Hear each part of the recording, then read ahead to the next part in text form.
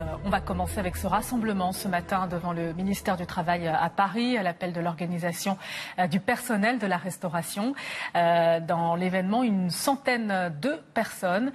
Ce matin, restaurateurs, chefs, serveurs, tous estiment avoir été oubliés par le gouvernement pendant et après la pandémie de la Covid-19. Face à la crise, les professionnels exigent aujourd'hui des aides et défilent surtout contre la précarité de leur profession. Après avoir manifesté devant le ministère du Travail, ils se rendront cet après-midi devant le ministère de la Culture. Écoutez justement Thierry Claudio et Nicolas Deborde, deux membres de l'OPRE. Nous n'avons pas de protection spécifique pour notre métier.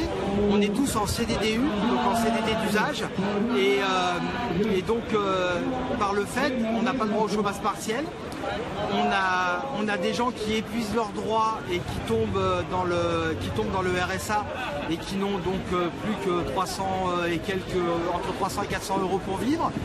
Certains ont leurs conjoints qui travaillent, ils n'ont plus de droits du tout, ni RSA, ni rien du tout. On en a d'autres qui ont épuisé leurs droits chômage avant le confinement, donc eux ils n'ont rien du tout. Et en fait le confinement s'est arrêté en mai, mais nous notre métier qui est de rassembler des gens n'a toujours pas repris. Donc nous sommes confinés, pas physiquement mais professionnellement. Nous n'avons depuis mars aucune aide, malheureusement nous n'avons aucune aide, nous attendons des mesures d'urgence de l'État pour notre profession. On n'est pas là pour sauver des emplois, on est là évidemment oui pour sauver des emplois, mais on n'est pas là que pour ça, on est là pour sauver tout simplement une profession qui va complètement être à l'arrêt ou finie à fin décembre. Je pense que la majorité des personnes qui sont ici n'auront plus de quoi vivre, donc vont devoir abandonner ce métier. Le haut-parleur. Il est en train de filmer sa chemise, lui. Je te jure. Ce matin, il a filmé son slip. Non, mais c'est un bon reporter, ça passe. Il y a une promotion chez CA là ou quoi?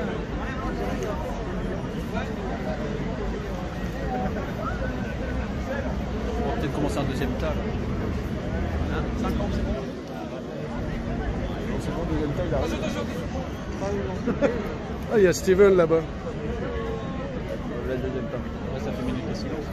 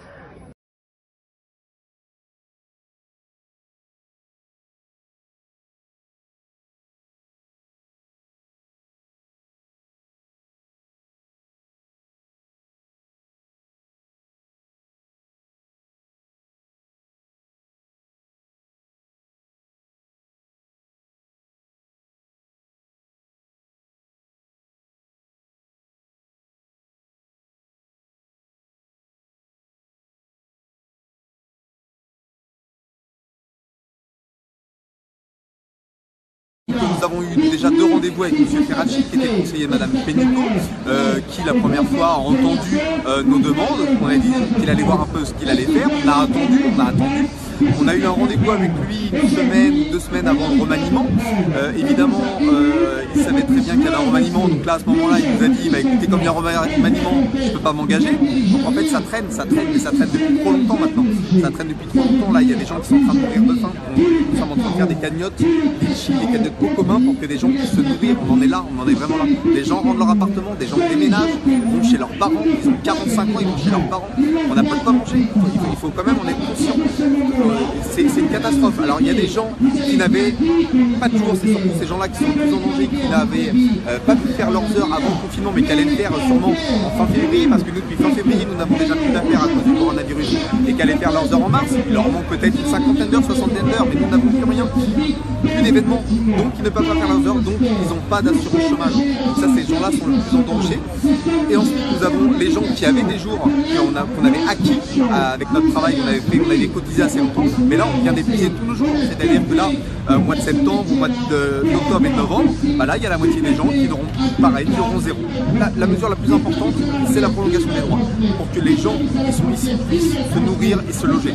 Ça, voilà, ça c'est la première mesure. Ensuite, l'annexe qu'on va déposer aujourd'hui, ça va être sensiblement ce qu'on a à l'heure actuelle. Ce qu'on a sensiblement à l'heure actuelle, c'est pour éviter la réforme qui va arriver, qui va, pour l'instant, elle est remontée, la réforme du deuxième volet de l'assurance chômage, elle est pour l'instant remontée. Nous, on veut éviter dans cette situation-là et on veut protéger et que notre métier soit reconnu. C'est un métier à part entière. Évidemment, il y a les restaurants qui se battent pour un restaurant. C'est pas de la restauration traditionnelle, c'est de l'événementiel, ça n'a strictement rien à voir. Nous ne travaillerons jamais les mêmes jours. Le lundi, on est dans un endroit, le mardi, on est autre part, le samedi, on va faire un mariage, le jeudi, on va faire un défilé de mode, on peut être le matin, on peut être le soir. Il faut comprendre ça, la dureté du travail qu'on fait. On peut finir à minuit, reprendre le lendemain matin à 9h et ainsi de suite. Ça peut être ça tout le temps. On ne s'arrête jamais, on ne refuse pas le travail. Voilà, et on n'est pas là pour. Voilà, on demande juste qu'on soit.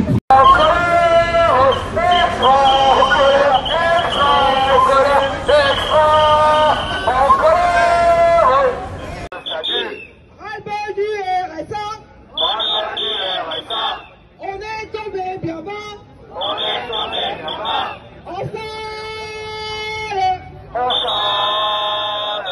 En cuisine au fourneau. Nous sommes l'événementiel. Nous sommes les extras.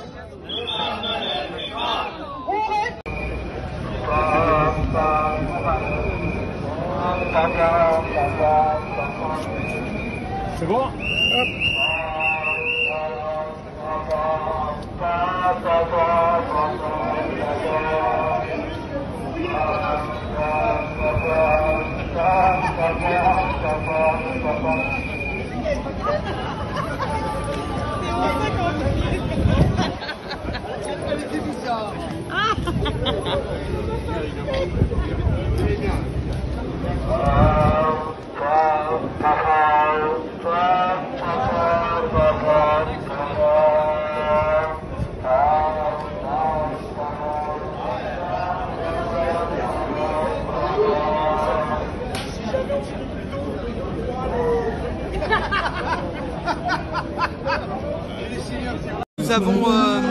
Nous avons depuis le début du confinement fondé notre association parce que nous n'avons pas de protection spécifique pour notre métier.